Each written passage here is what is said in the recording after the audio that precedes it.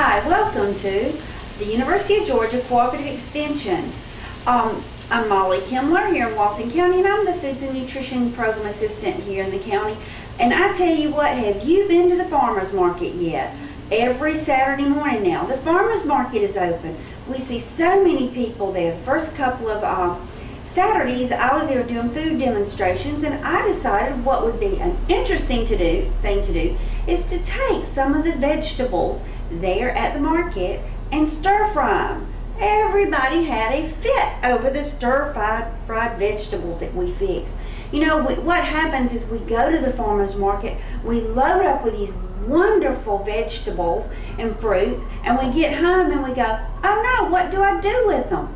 Well, the stir fry is a great thing. Just cooking them on the grill is another great thing. And just using your imagination for a lot of things we do. We know that fresh is the best. With vegetables, there's no added salt to them. There's no added salt, no added fat to it. When we buy fresh fruit, we know that we're getting the best sugar there, the natural sugar, no added salt, fat. So really, that is the best. Let's go with fresh. I am going to give you a few tips though about buying other than fresh. But I mean, if we go to the farmer's market and we buy a basket like this, we're going to go home and have a great meal that night. Okay, some tips you want to remember is make sure if you buy fresh fruits and vegetables and you want your family to eat them, put them out where we can get to them easily. Out of sight, out of mind. So if we put them in the bottom of the refrigerator, they're going to stay there for weeks, and then they're not going to be good to eat. So put them on a basket on the table. Put a little bowl of fresh tomatoes there, little cherry tomatoes. That's a great snack for kids. What about peaches? They're coming in now. Fresh peaches, fresh blueberries. What better could you ask for? All right, the thing is, the locally grown farmer's market that we have in downtown Monroe is supposed to be locally grown fruits and vegetables. So we know the cost is going to be a little bit cheaper because it is local and you don't have all the shipping expenses in with it. So locally grown is going to be a little bit better. I don't want to knock the grocery stores or anything, because their vegetables, sometimes you can't find things at the farmer's market that you can find at the grocery store.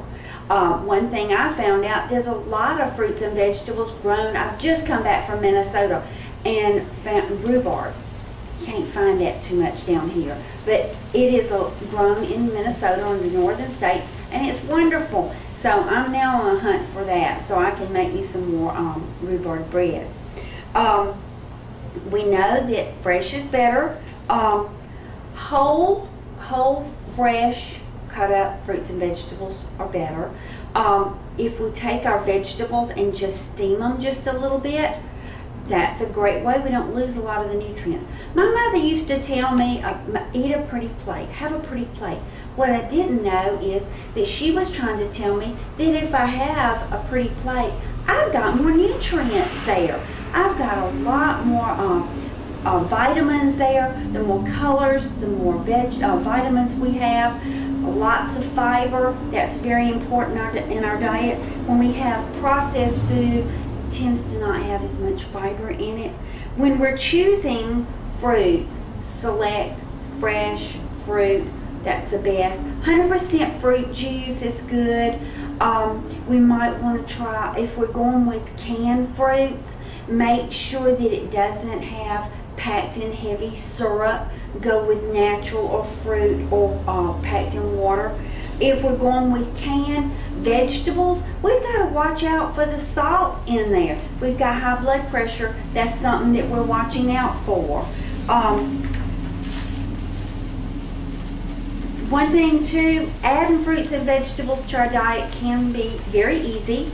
For breakfast, top your cereal with fresh fruit. It could be fresh peaches, it could be fresh blueberries, bananas, anything like that.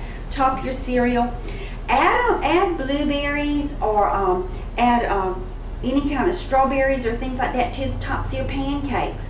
If you want to add vegetables to your breakfast, try a breakfast burrito and add tomatoes and peppers to the eggs.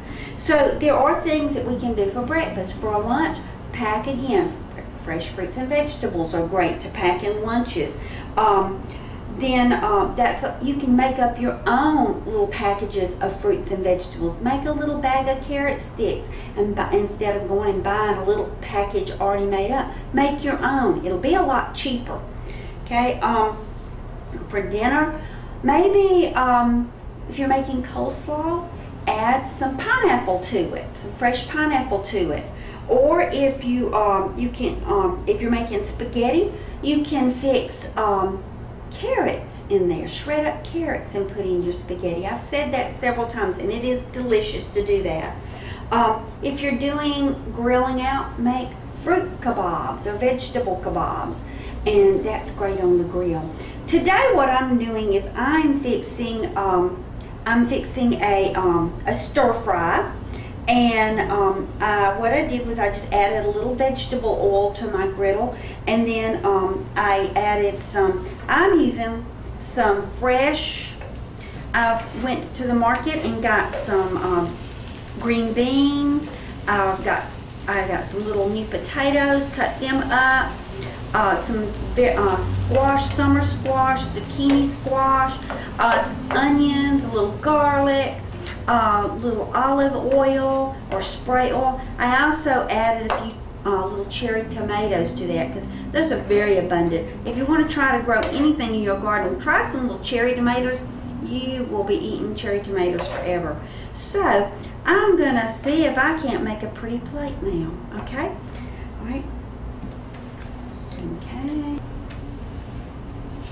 All right, what I've done now is I have taken the fresh vegetables that I was cooking in my skillet there, and I had grilled me a piece of chicken, and I added my peaches to it, and I've got a great menu now. I've got some grain. I don't have a grain. That's the one thing I don't have. So you could add a little piece of whole wheat bread to it, and that way you'd be getting all the different food groups: fruits, vegetables, some grains, some protein, or maybe a glass of milk to this also. Or you could even sprinkle a little bit of cheese over your veggies too. That would help. Okay, so just remember that we want to get more fruits and vegetables into our diet. A lot of people are calling into our office now, and they're wanting to, they're starting to pressure can and freeze. We do have the So Easy to Preserve book here, and information here that you can look through. You can go online too at the University of Georgia Cooperative Extension, and you can look that up. One thing you want to do too is if you are going to the grocery store, I was looking online and I found a website, Fruits and Veggies More Matter, and I found some great little activities you could do with kids in the grocery store, and they can take maybe take carrots and check off every time they find fresh carrots, canned carrots, frozen carrots, whatever. And this will keep them busy at the grocery store while you're really shopping and saving money. But these were just some cute ideas that I found, and the website will be posted at the end, so you can look on there and find some of these great websites. So if you're using your pressure canner, and you do need to make sure that it's checked and it is in good condition, you can call us and we will set up a time and you can come by and we can check your pressure cooker, because we want to make sure that it's at the right pressure when it is cooking. And remember, during this hot summer days, juice is okay, but lots and lots of water is the best to be drinking during all these warm days we're having during the summer. So just remember, if you have any questions, give us a call at the University of Georgia Cooperative Extension here in Walton County, 100 North Broad Street. The number is 770-267-1324. And remember, have a great day.